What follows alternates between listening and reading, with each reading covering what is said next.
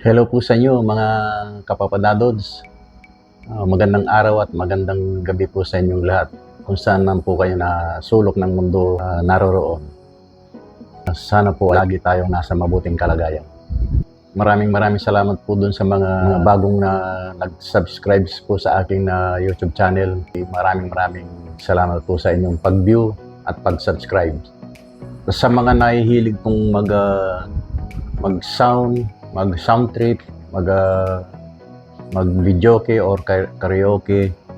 Sa basic lang po na ating pong mga equipment, mga gamit para sa sound system.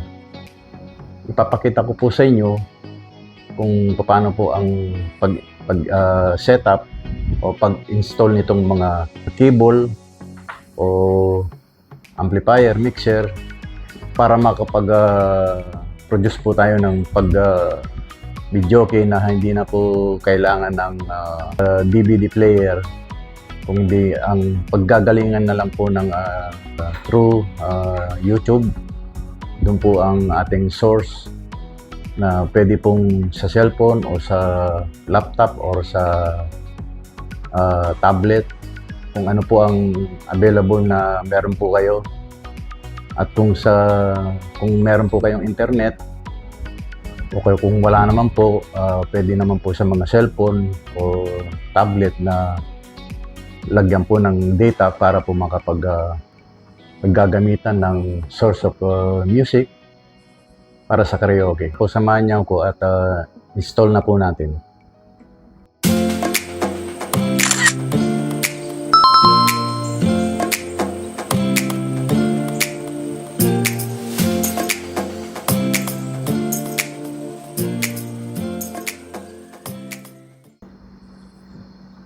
So yan guys, imbis na direct lang po tayo sa amplifier para po mas mapaganda pa ang quality ng sound ng ating pong videoke o pang karaoke, mas mainam po na gamitan po natin siya ng mixer. Actually, yung mixer kahit na 4 channel lang yan ay pwede na po siya. Pero itong mixer ko ay 7 channel siya.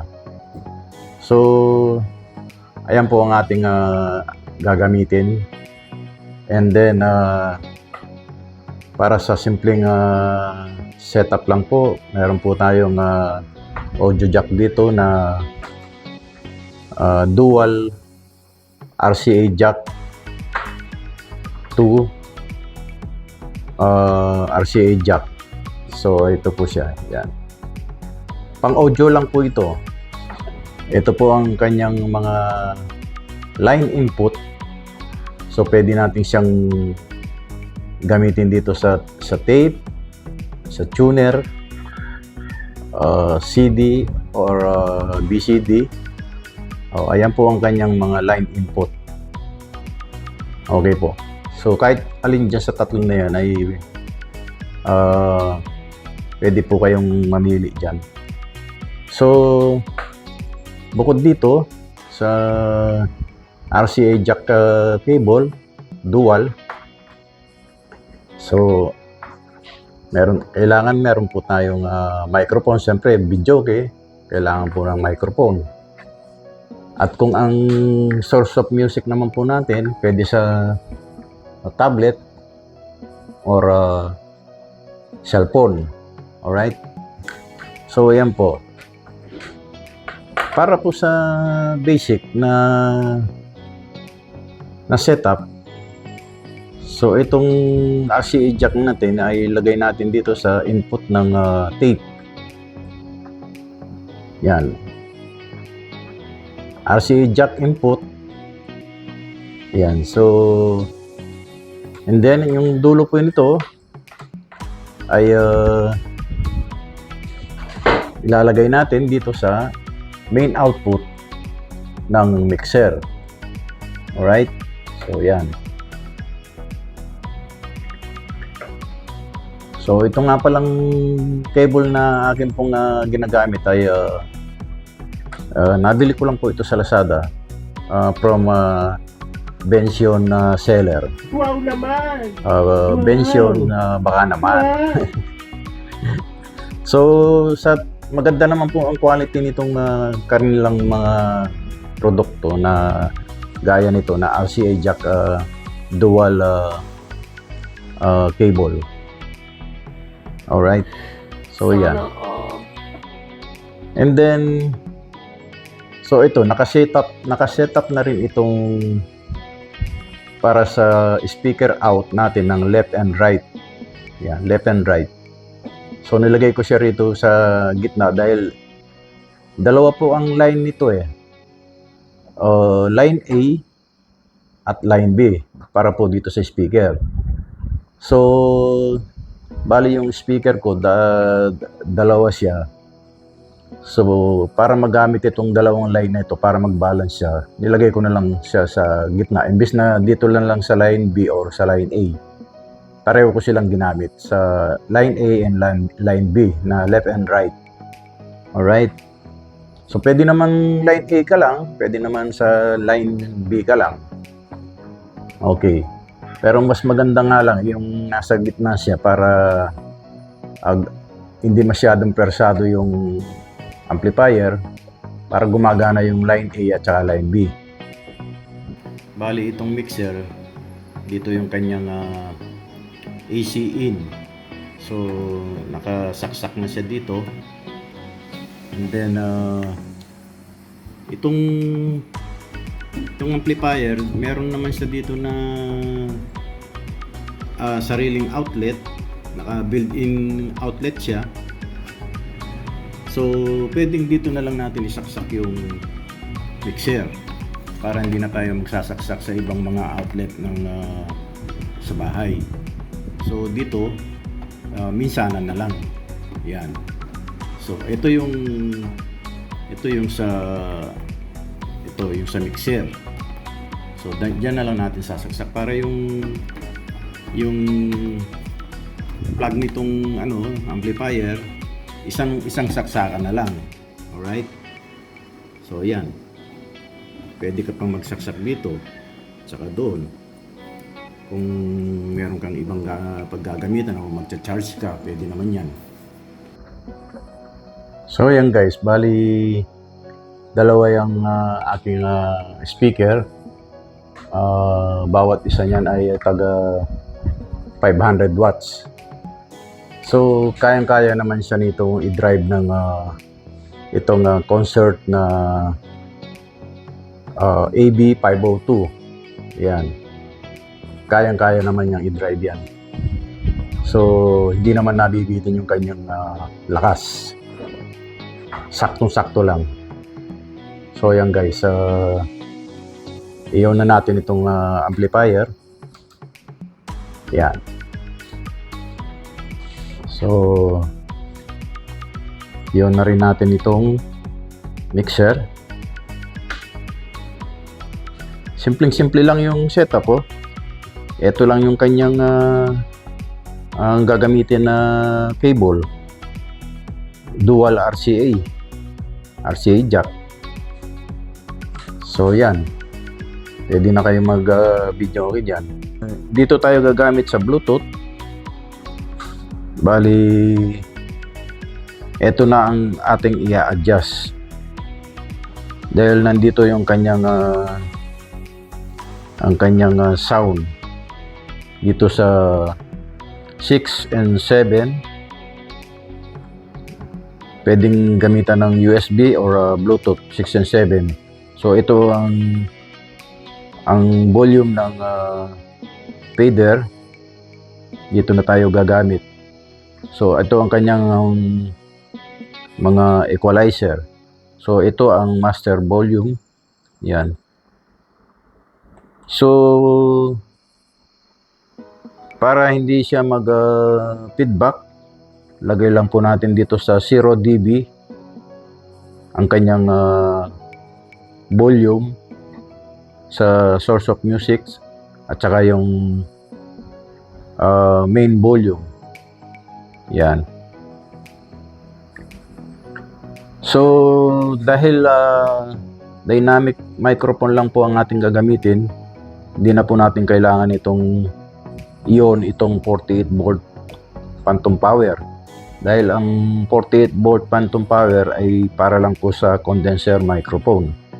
Dito naman sa ating gagamitin na microphone ay mas maganda po ay para sa magandang sound quality, mas maganda po ay gamitan natin siya ng XLR to XLR cable. So yan po, ito yung male at nandito na yung female. Nakasaksak na po yung microphone. So itong male, so dito natin siya isasaksak sa mic 5, dito sa channel 5. Alright?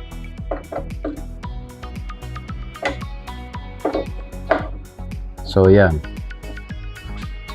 channel 5 po tayo.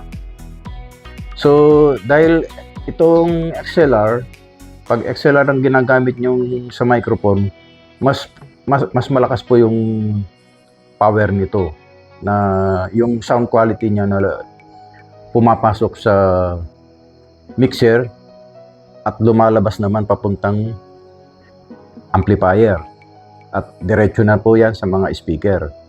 So mas maganda kung XLR cable po ang inyong gagamitin. Alright? So dahil nasa channel 5 po tayo, ito po ang volume na ating gagamitin. Yan. Channel 5. Ito po, itong line na ito, nandito yung kanyang volume. Okay po.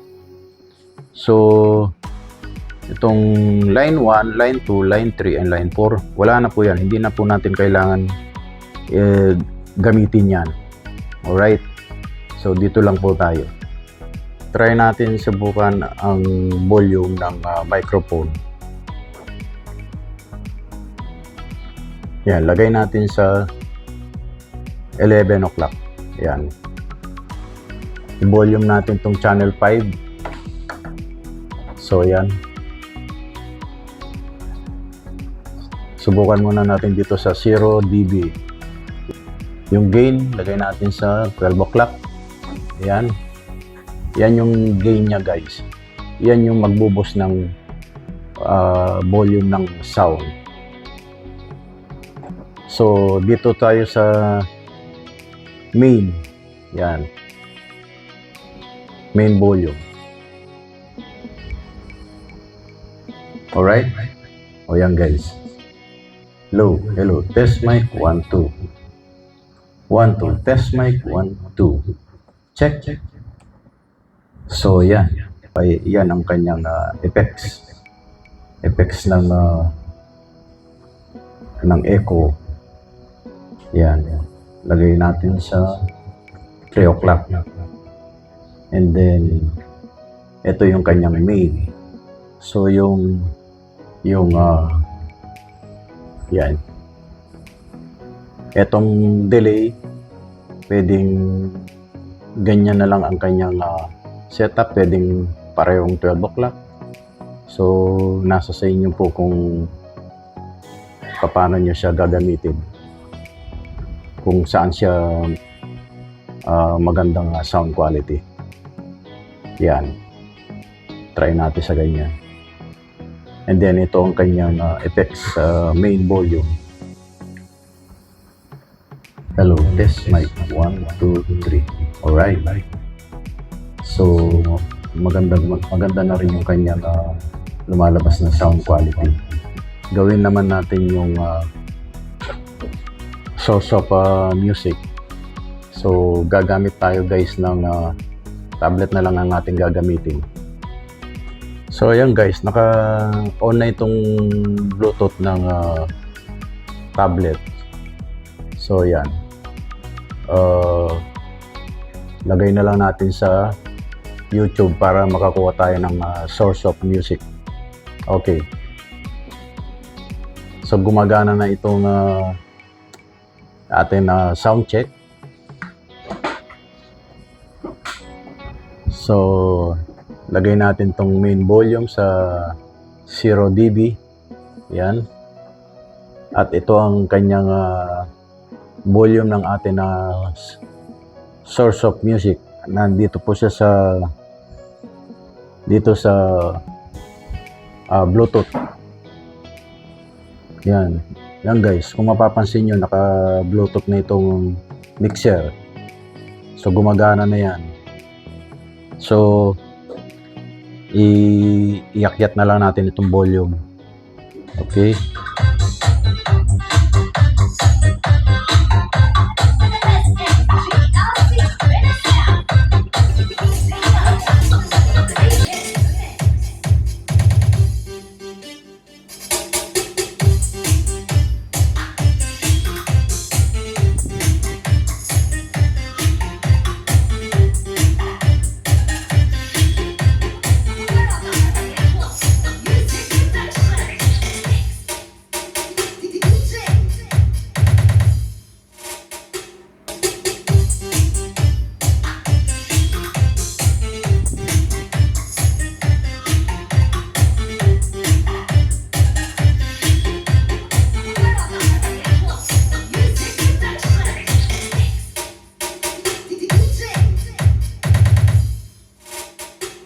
So yan guys, ang kinaganda lang sa sound setup mo, pag meron kang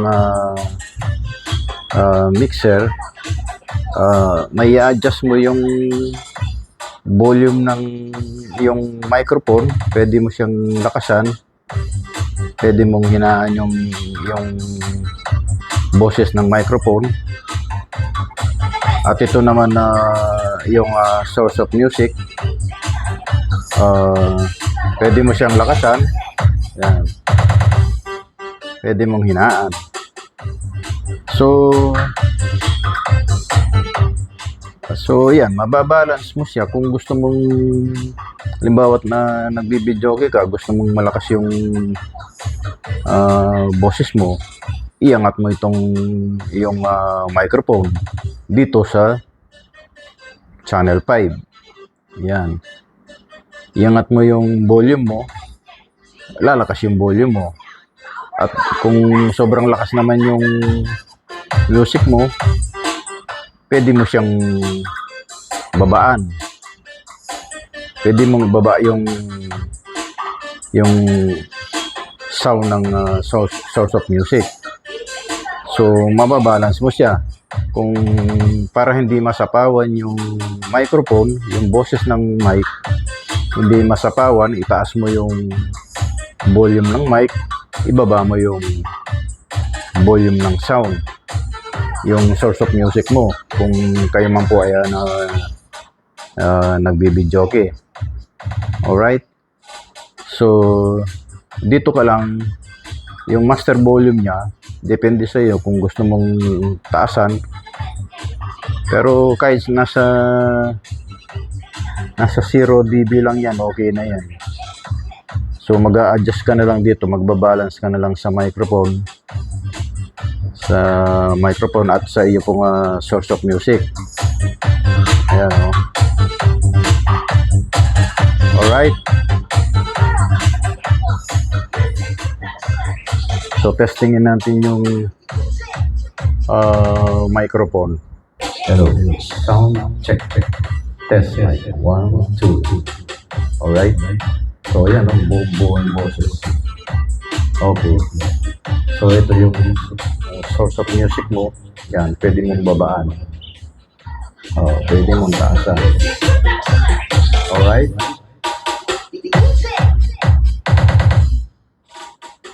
So, yan guys. So, magandang i-balance yung boses ng mic at yung source of music mo. Di ba? Okay. So, yan guys. Ganyan lang. Sobrang simpleng-simple lang yung pag-setup. So, yan guys. Ang maganda pa rito, may sariling equalizer ang inyo pong microphone dito sa channel 5. So, ito ang kanyang mga equalizer. So, pwede nyong i-balance itong treble, itong high. Pwede kung gusto nyo gumanda yung boses nyo, lagyan nyo ng crisp, clear sound. So, pwede nyo ilagay sa 3 o'clock yan. Yung mid, para mangibabaw yung boses mo, pwedeng nasa 1 o'clock. Yan. So, yung bass mo, so, yung low, pwedeng 3 o'clock or 1 o'clock, pwede rin sa 1 o'clock, na para hindi masyadong basag yung boses mo, sobrang buo-buo. O, para maklaro mo pa rin yung boses ng mic mo, huwag mo masyadong lakasan ang inyong bass. Alright? So, auxiliary, hindi naman kailangan yung auxiliary. So, itong effects niya, pwede mong 12 o'clock, pwedeng 3 o'clock. O, kahit hindi masyadong isagad dito kasi effects lang naman yan, yung echo. So, yan, yung echo. Pag inopen mo itong echo, kailangan mo siyang timplahin itong delay at yung repeat. So, yan. Depende na lang sa inyo kung anong gusto nyong timpla dyan. So, ito ang kanyang main volume ng effects. So, kung gusto nyong lakasan yung effects nyo, todo nyo. Kung gusto nyong katamtaman lang, ayan. Sa 3 o'clock. O kaya, yung wag masyadong nag-e-echo-echo, di lagay nyo sa gitna, sa 12 o'clock. Okay, depende yan kung kung saan nyo gustong mapaganda yung sound quality ng inyong microphone. Alright? Okay, yan. So, ganito rin, dito sa source of music mo, pwede rin i-adjust yung volume. Ito rin yung gain niya. Yan, meron siyang sariling gain yan. Yan, kung nakikita nyo, gain. As long as itong clipping niya, hindi pumapalo dito sa yellow. Dito lang siya sa green. As long as hindi siya pumapanik doon, okay na yun. Basta nandito lang siya sa green. Okay? Kahit itodo nyo yung inyong volume, basta hindi siya umaangat dito sa clipping para hindi basag yung sound ng inyong source of music. Ganon din po sa microphone. Kailangan yung gain nyo pagka halimbawa nasa 12 o'clock na yan, pumapanik na dun sa clipping, kahit ilagay nyo lang sa 10 or 9 o'clock, pwede na yan. At least hindi siya magpi-feedback. So ito doon nyo na lang yung volume dito. So pag tinodo nyo yung volume, so lalakas na yung boses nyo, yung sound nyo. Okay? Ngayon, pag kinukulang pa itong volume nyo, dahan-dahan nyo na lang gamitin itong gain. It's either na ilagay nyo sa 11 o'clock or 12 o'clock. As long as hindi naman siya nagpi-feedback, hindi siya nagpipik dito sa kanyang clipping. Alright? Basta as long as nasa green siya, okay pa yan. Tapos napapalakas niyo yung volume ng sound. So, timpla-timplahin nyo lang ang inyong itong mga fader na ito, and then itong equalizer niya, pagandahin nyo yung timpla. Mapapaganda nyo yan dahil lang dito sa mga kanyang equalizer. Kung mag-videogi kayo, ay direct lang kayong gagamit ng amplifier na walang mixer. So, saksak nyo rito yung inyong microphone. So, wala na. Hindi nyo na may babalance yung volume ng microphone at yung volume ng source of music. Kung wala kayong mixer, kung diretso lang kayo dito sa amplifier. So, mas maganda talaga yung meron mixer. Alright? Okay. So, yan guys, hanggang dito na lang po at sana po ay meron po kayong natutunan, lalong-lalong na po dun sa mga bago pa lang po na mga magse-setup ng ganitong na klaseng setup ng amplifier at mixer. So, yun po, sana po ay kahit pa paano meron kayong natutunan. Maraming salamat po. Bye-bye!